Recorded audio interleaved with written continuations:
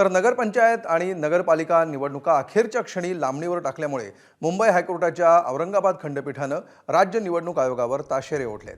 ऐनवेळी निवडणुका लांबणीवर टाकण्याचा निर्णय अयोग्य होता. लोकशाहीमध्ये निवडणुकीच्या वेळापत्रकाचं पावित्र्य पाळणं हे मूलभूत कर्तव्य आहे, असे खडे बोल औरंगाबाद खंडपीठानं सुनावले. तर भविष्यामध्ये असे प्रकार टाळण्यासाठी 10 आठवड्यात गाईडलाईन्स तयार करण्याच्या सूचना औरंगाबाद खंडपीठानं निवडणूक आयोगाला केल्या.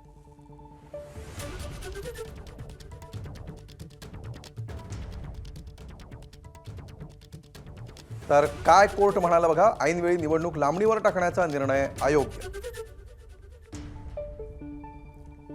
कोणतीही आपत्कालीन स्थिती नव्हती ज्यामुळे निवडणुका लांबणीवर टाकण्यात आल्या. निवडणूक आयोगानं कॅलेंडर पाळायला हवं होतं. 72 तासांपूर्वी निवडणुका पुढे ढकलून प्रशासकीय दूरदृष्टीच्या अभावाचं प्रदर्शन केलं. संविधानिक शिस्त पाळली नाही. लोकशाहीमध्ये निवडणुकीच्या वेळापत्रकाचं पावित्र्य पाळणं हे मूलभूत कर्तव्य आहे. निवडणुका लांबणीवर टाकायच्या असतील त्याला भक्कम आधार असणं गरजेचं आहे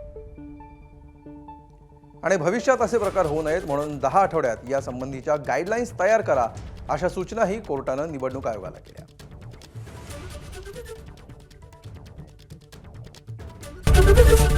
एबीपी माझा, उघडा डोळे बघा नीट.